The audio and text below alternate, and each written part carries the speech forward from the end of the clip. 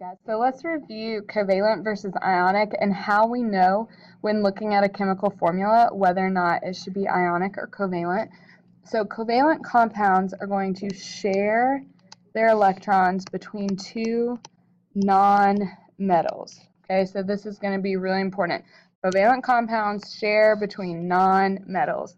Ionic compounds are going to transfer their electrons between a metal, which is usually going to be your cation, the one losing or giving away its electrons, and a nonmetal, which is going to be our anion, which is going to gain or receive those electrons. Okay, and it can also contain a polyatomic ion, which is an ion with more than one atom.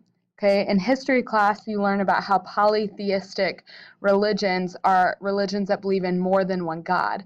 A polyatomic ion is an ion with more than one atom. Okay, so the meaning is in the name.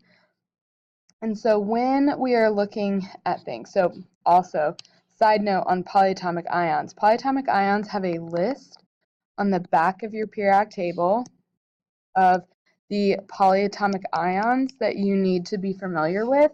You'll always have it, so you don't have to memorize it or anything, but the quickest way to look at things is whether or not it's going to be something that is binary or something that is ternary. Now, binary means two.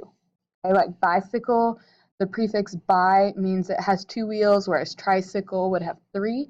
So binary means two. So two types of elements. Okay, so not just two atoms, but two different types of elements. And ternary is going to be more than two.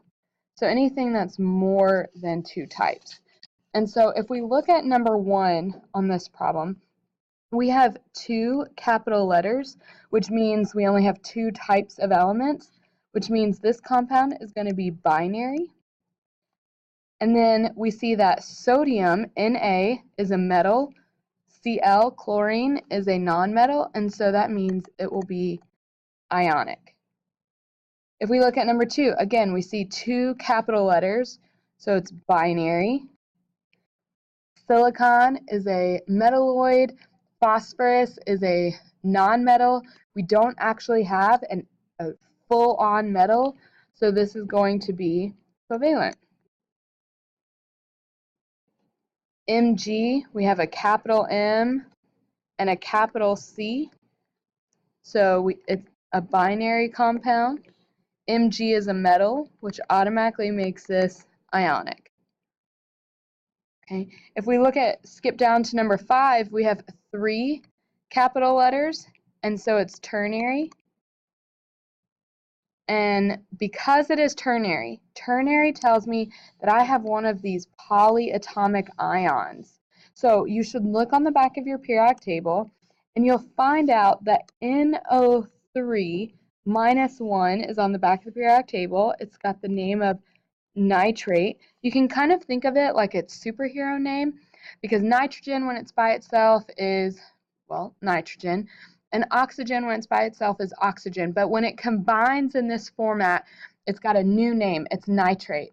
Kind of like when you have Iron Man and you have the Hulk and you have Captain America and you have Black Widow. They all have their own name individually, but when they combine together, they are the Avengers.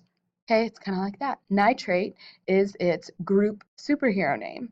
And so because we have something that is on a polyatomic ion list, it has to be ionic.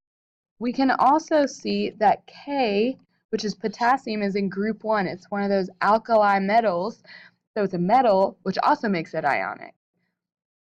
And the trickiest one that I want to look at is number 13. Okay, number 13, if you look at nitrogen, hydrogen, and oxygen, they're all nonmetals. So at first, you might be tempted to say this is covalent. However, because we have more than two, we have a ternary compound, you need to look on the back of your periodic table to see if anything in here is a polyatomic ion. And in fact, you won't find just one, but you'll find two. NH4 with a +1 charge is on the back, as well as OH, the -1 charge. So you have ammonium and you have hydroxide. And so this is a polyatomic ion. And so that makes this an ionic compound. And so you really want to make sure that you can go through each of these and decide, is it binary or ternary by the number of capital letters, different types of elements, and is it going to be an ionic or a covalent compound?